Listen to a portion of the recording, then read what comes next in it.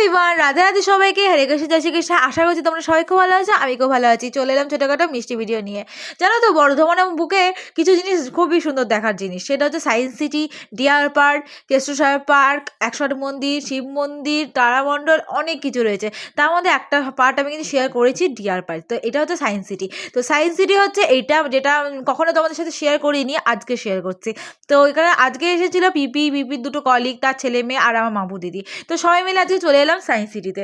তো সায়েন্স সিটিতে ঢোকার পরে কিন্তু আমরা আগে প্রথমে টিকিটটা কেটে নিলাম। যদি তোমরা 25 জন গ্রুপে আসো তারা কিন্তু 20 টাকা করে, যদি সিঙ্গেল হয় তার 30 টাকা করে, আর যদি গভর্নমেন্ট যারা স্কুলে পড়ে তাদের জন্য 5 টাকা করে, আর যারা প্রাইভেট স্কুলে তাদের 15 টাকা করে। তো টিকিটের সম্বন্ধে ব্যাপারটা আমি কিন্তু তোমাদের সাথে ক্লিয়ার করে দিলাম।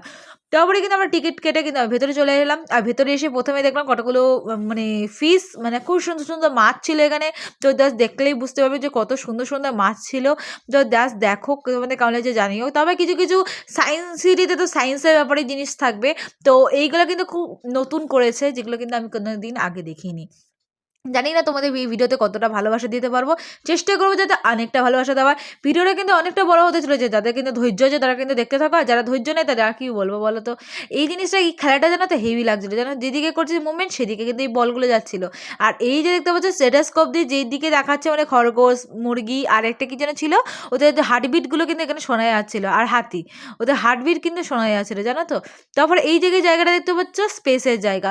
স্পেসে যে আমাদের মানে কি বলবো রকেট ছিল, সেই রকেট সম্বন্ধে এখানে কিছু জিনিস ছিল যেগুলো আমাদের মাথায় আসার মতনই না, কিন্তু দেখতে কি ইয়ে আছে দেখো তো।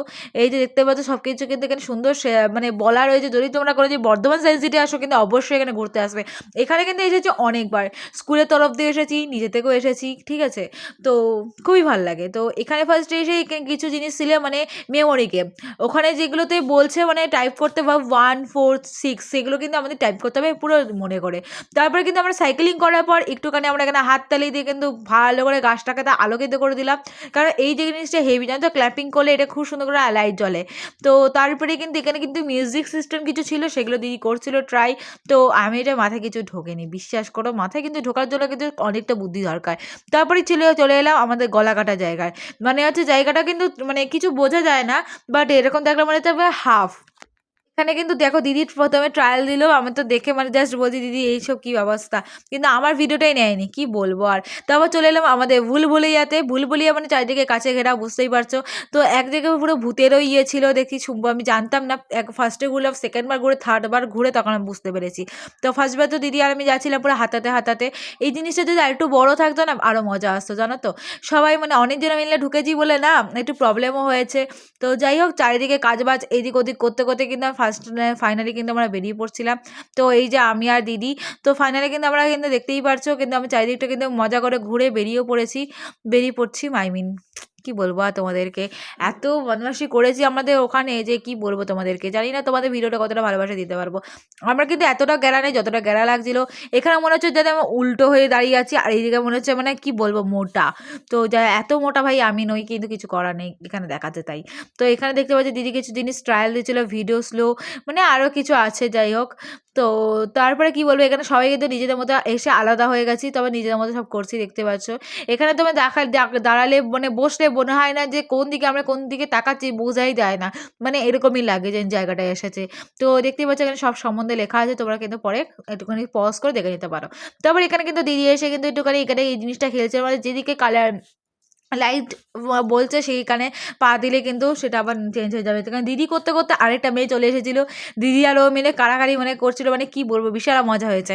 তারপরে চলে এলাম এখানে ব্যালেন্সিং একটা জায়গা, মানে যেখানে ব্যালেন্স করতে হবে, যে কতক্ষণ তুমি ব্যালেন্স করতে হবে সেটা কিন্তু এখানে দেখা যায়, কিন্তু আমি দিদি থেকে বেশি করেছি, কি মজা। তো তারপরে চলে এলাম এর পেছনে ছিল একটা বিশাল বড় পার্ক, যেখানে কিন্তু সায়েন্সের হিসাবে কিছু জিনিস ছিল। তো শেয়ার করছি ছোটো ছোটোভাবে। তো কিন্তু পার্কের বিষয়টা পুরোটাকে আমি শেয়ার করিনি, কারণ হচ্ছে জানো তো, মানে পার্কে আমি মজা নিচ্ছিলাম আর কিছুই না।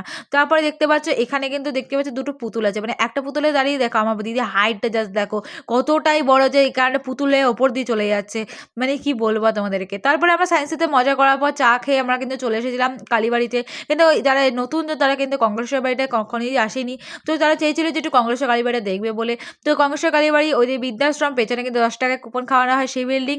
তো ওইখানে বসার সিটের জায়গা, সেটা তো তোমরা আগেই জানো যে কংগ্রেসের কঙ্কালেশ্বরী কালীবাড়ির সম্বন্ধে কিন্তু আমি অনেক কিছু শেয়ার করেছি করেছি তোমাদের সাথেই।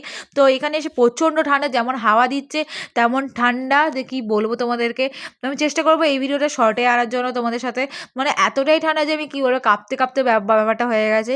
তো কিছু করার নেই, জাস্ট আমি এটা কিন্তু বোনের মধ্যে কষ্ট করে নিতাম। তো এইদিকে দেখতে পাচ্ছি দিদি বসে আছে, দিদিকে বলছি ভাই এখানে কেমন ঠান্ডা বল, বলছে প্রচুর ঠান্ডা। যাই হোক, তোমাদের সারাটা ভিডিওটা তোমাদের কেমন লাগলো জানিও, সায়েন্স সিটি তোমাদের কেমন লাগলো জানিও। আর কিছু যদি জানতে চাও অবশ্যই কমেন্টে জানিও। টাটা সবাই।